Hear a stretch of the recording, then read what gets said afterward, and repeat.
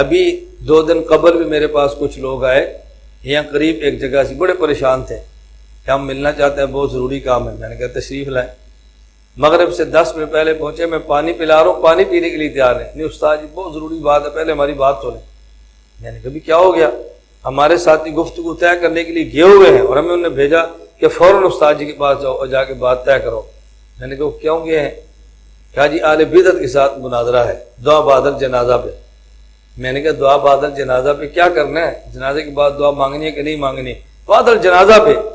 میں نے کہا دعا بعد الجنازہ، ان کو میں یہ بات بتاتا، یہ نسبت ناقصہ ہے، ان کو سمجھ آنی تھی کہ مناظرہ نسبت ناقصہ پہ نہیں ہوتا۔ میں نے کہا آپ کہہ رہے ہیں دعا بعد الجنازہ پہ مناظرہ ہے، یہ تو کوئی عنوان نہیں ہے نا۔ وہ کیا کہتے ہیں دعا بعد الجنازہ کرنی چاہیے کہ نہیں کرنی چاہیے؟ یہ سنت ہے یا بدعت ہے؟ کہتے ہیں کرنی چاہیے۔ میں نے کہا صرف اتنی بات پہ مناظرہ نہیں ہوتا، کرنی چاہیے۔ آپ ان سے یہ پوچھ لو کہ دعا جنازے کے فوراً بعد دفن کرنے سے پہلے اس کو وہ سنت سمجھتے ہیں، واجب سمجھتے ہیں، یا فرض سمجھتے ہیں، مستحب سمجھتے ہیں، مباح سمجھتے ہیں؟ تو پورا جملہ لکھ دیں کہ جنازے کے فوراً بعد دفن کرنے سے پہلے دعا مانگنا یہ سنت، فرض ہے، واجب ہے، سنت ہے، مستحب ہے، مباح ہے، یہ لکھیں۔ اب وہ بڑے خوش ہوئے۔ میں نے کہا صرف ان سے 2 باتیں لکھوا لو اور 10 دن کا وقفہ رہا کہ جو طے کر دو کہ ہمیں مناظرے کے لیے تیار ہے، ہم پہنچ جائیں۔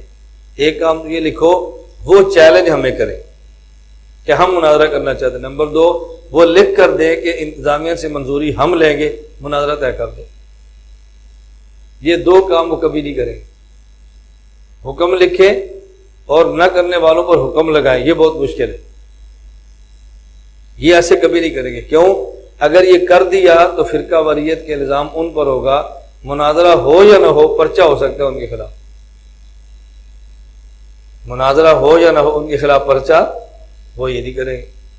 دوسرا انتظامی سے اجازت آپ لیں، اس کے لیے وہ تیار نہیں ہوں گے، تو پھر آپ کو کیا پریشانی ہے؟ میرا خیال 2 یا 3 دن ہو گئے، ابھی تک دوبارہ نام بھی نہیں آیا کہ مناظرہ ہوگا یا نہیں ہوگا۔ ہماری آخر میں اس پر بات کروں گا انشاءاللہ مناظرے کی پالیسی کے حوالے سے۔ آپ یقین فرمائیں اللہ کرے ہماری پالیسی دنیا کو سمجھ آئے۔ لڑ کے میدان کو جیتنا زیادہ بہتر ہے، بغیر لڑائی کی جیتنا زیادہ بہتر ہے؟ جی بس ہم کہتے ہیں کہ ایسی ترتیب پہ آؤ کہ لڑائی کے بغیر میدان آپ کا۔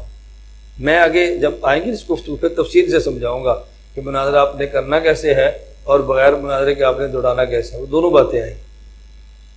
اور یہ میرا طرز نہیں ہے، ہم اپنے کابر کو چھوڑ دیتے ہیں۔ رئیس المناظرین حجت اللہ فی الارض حضرت مولانا محمد امین اکاڑوی رحمۃ اللہ علیہ فرماتے، حضرت خیر المدارس میں تھے اور مولانا حق نواز شہید رحمۃ اللہ علیہ کے پاس آئے بریلویوں کے ساتھ مناظرے کے لیے کہ مجھے کوئی تحریر لکھ کے دیں، ہم نے مناظرہ کرنا ہے۔ حضرت فرماتے ہیں میں نے مولانا صاحب سے پوچھا تحریر کیسی لکھ کے دوں، مناظرہ ہو یا نہ ہو؟ ایک تحریر ایسی لکھوں گا کہ مناظرہ ہو جائے گا، دوسری ایسی لکھو گے مناظرہ نہیں ہوگا۔ اب بتائیں میں کون سے لکھوں؟ اب میں ہی صرف بطور دلیل کی پیش کر رہا ہوں کہ یہ ہمارے اکابر کا طرز ہے یا نہیں کہ مناظرہ تحریر کون سے لکھے، ہو یا نہ ہو۔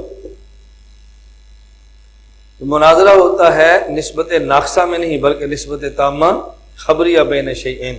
تو میں نے کہا اب یوں سمجھو، ویسے تقسیم کریں گے تو ہم کہیں گے یہ نسبت کی 2 قسمیں ہیں، ناقصہ اور تامہ۔ پھر تامہ کی 2 قسمیں ہیں، تامہ انشائیہ اور خبریہ۔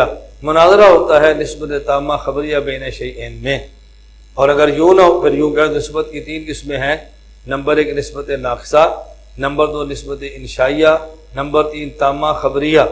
مناظرہ نسبت ناقصہ میں بھی نہیں ہوتا، تامہ انشائیہ میں بھی نہیں ہوتا، بلکہ نسبت تامہ خبریہ میں ہوتا ہے۔ نسبت ناقصہ جس میں کوئی حکم ہی نہ ہو، اور نسبت انشائیہ جس میں حکم تو ہو لیکن اس پر سچا اور جھوٹا ہونے کا فیصلہ نہ کیا جا سکے۔ سمجھ آ گئی؟ اور خبریہ نسبت تامہ خبریہ کون سی؟ ایسی نسبت کہ خبر دینے والے کو آپ سچا یا جھوٹا کہہ سکیں۔ نسبت تامہ انشائیہ میں نسبت تام ہوتی ہے لیکن اس خبر دینے والے کو آپ سچا اور جھوٹا نہیں کہہ سکتے۔